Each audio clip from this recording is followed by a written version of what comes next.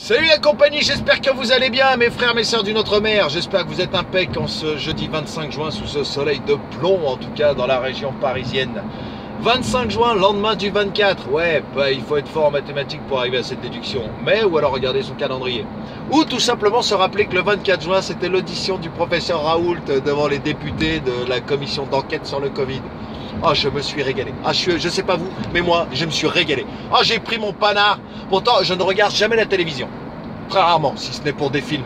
Mais là, je me suis planté devant BFM. Pendant 2h30, j'ai regardé le professeur Raoult. Je me suis régalé.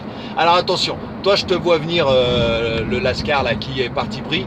Je ne suis d'aucun parti pris. Je ne suis pas pro-Raoult. Je ne suis pas anti-Raoult non plus. Je sais que toi, avec ton bac pro kebab, tu as beaucoup plus de compétences que moi pour juger des compétences justement du professeur Raoult en infectiologie. Perso, je n'ai fait que de la finance, donc je ne m'y connais pas du tout en médecine et ni encore moins en infectiologie. En revanche, j'ai observé l'homme, comme je l'ai fait depuis le début de cette histoire, de cette série, Raoult versus l'État, Raoult versus les labos, Raoult versus BFM, Raoult versus Patrick Cohen.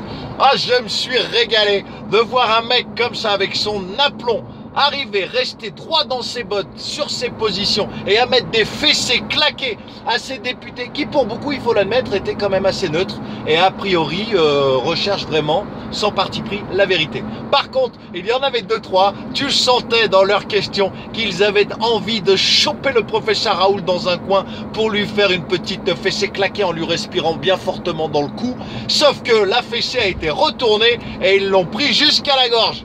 Ah, je me suis régalé. C'était, oh là là là là, c'était énorme. Bon, toi, bien sûr, qui n'a aucune objectivité, qui n'arrive pas à réfléchir avec ton cerveau complètement endoctriné parce que tu regardes ou parce qu'on te dit qu'il faut penser, sache que oui, tu vas sans doute commenter cette vidéo. Tu vas encore me dire, mais n'importe quoi, il a dit de la merde et blabla. Dis ce que tu veux, je m'en tartine le fion, vraiment. Moi, ça fait un moment déjà que vos sarcasmes, j'en ai absolument rien à foutre. Et d'ailleurs, le sarcasme, j'en ai fait moi-même une arme contre votre connerie pendant toute cette pandémie. Mais à vrai dire, je crois qu'il est temps d'acheter un fusil maintenant. Ouais, le sarcasme n'est plus une arme suffisante, hein, c'est clair, c'est évident. Ouais, tant le monde semble se diviser en deux. Vraiment, cette pandémie aura eu ça de bien, c'est de montrer que le monde est en train de se diviser en deux. Ceux qui vont faire le pas vers l'éveil de conscience et ceux qui vont s'enliser encore et encore un peu plus dans leur misère intellectuelle. Misère intellectuelle qui va aller dans la misère de vie, forcément, les deux sont complètement liés. Alors moi je t'invite, mon frère, ma soeur d'une autre mère, à faire cet effort d'éveil.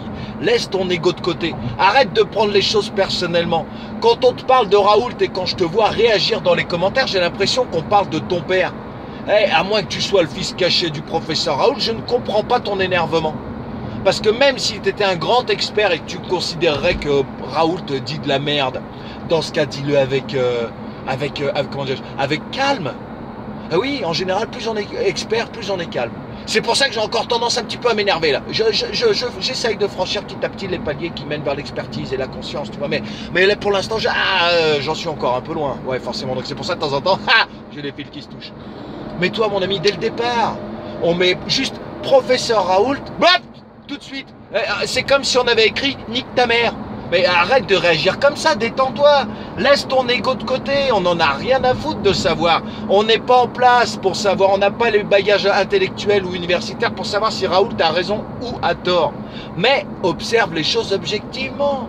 Il a parlé hier pendant 1 heure des conflits d'intérêts. Ça, il n'y a pas besoin d'être sorti de la cuisse de Jupiter pour comprendre comment ça fonctionne. Bon, moi, je pourrais t'en parler pendant des heures. J'ai travaillé dans la bourse pendant 20 ans. Et d'ailleurs, je l'ai fait dans une vidéo pendant le Covid, où j'ai montré les liens entre l'action boursière Gilead et les annonces qui étaient faites sur son médicament. Bon, pas bon, bon, pas bon. Bon, je dois te dire que je me suis un petit peu masturbé intellectuellement quand j'ai entendu Raoult en parler hier devant la commission, parce que je me suis dit, putain, je pense comme le professeur Raoult. Non, mais ça, détends-toi, ça va durer 2 secondes. C'est parce qu'en fait, n'importe quel crétin qui réfléchit, qui observe un peu les choses, et qui comprend que le monde dans lequel nous vivons n'est qu'un monde d'intérêts, des intérêts qui s'entrecroisent, qui s'imbriquent les uns aux autres, surtout quand on te parle de médias et de gros médias comme BFM et autres. Il faut que tu comprennes qu'il n'y a rien de neutre là-dedans. Et dès l'instant que tu as compris ça, C'est pas flippant, c'est pas du complot, c'est juste comprendre que quand Pierre pousse le caddie, c'est peut-être pour le remplir.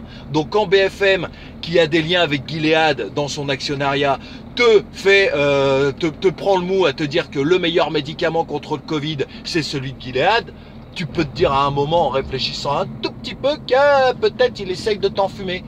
C'est tout. Donc ensuite, ça, mon gars, c'est le premier pas, l'objectivité. C'est le premier pas vers l'éveil de conscience. Laisse ton ego de côté. Arrête de prendre les choses personnellement. Arrête de penser que tu sais mieux que tout le monde. Échange plutôt que d'invectiver. Dis pourquoi tu n'es pas d'accord plutôt que d'insulter la personne. Tu vois, il y en a certains sur mes posts Facebook qui viennent me voir en me disant t'as changé, j'aime pas ta façon de penser. Si tu veux, certes, t'as le droit, mais va te faire enculer, j'ai envie de dire. T'aimes pas ma façon de penser, ça te regarde. Mais maintenant, j'aimerais plutôt que tu t'attaques à mon idée plutôt qu'à moi-même. Tu sais, je sais plus quel philosophe disait, mais les petits esprits s'attaquent aux individus, les grands esprits s'attaquent aux idées. Voilà, ça j'essaye de faire un peu de ce proverbe ma philosophie, entre autres. Hein. Donc essaye plutôt, garde ton calme. Quand tu n'es pas d'accord avec Pierre-Paul Jacques, garde ton calme. Tu n'as pas de raison de t'énerver. Chacun a le droit de penser ce qu'il veut dès l'instant qu'il ne vient pas te chier sur les bottes. Ok, bon, faut dire que je chose du 45, moi. Alors, s'il vient me chier sur les bottes, il faut dire que le 45, il va prendre le pointu et bien profond. Mais c'est pas la question, c'est pas le but. Parlons en paix et en harmonie. Tu vois, je mets des lunettes roses. Bon, c'est pour atténuer un peu mon mètre 85, mes 90 kilos, ma barbe et ma gueule de rebeu. Ah, bon aussi parce qu'elle me donne un peu de style. Enfin, ça, t'as le droit d'en juger. Tu peux me donner ton avis. Voilà, dans le commentaire, tu auras le droit de me dire si les lunettes roses, ça va bien ou pas. Mais surtout, parce que j'espère que tu n'auras pas retenu que ça, viens me dire en commentaire ce que tu penses de tout ça, de cette impossibilité qui se fait de plus en plus grande de pouvoir dialoguer entre nous. Tu vois, il y a aucune raison, tu vois, je fais un créneau tout en te parlant, c'est pas de la balle ça. Alors si t'entends un gros poc, c'est que j'ai raté mon créneau parce que je suis en train de regarder la caméra en même temps.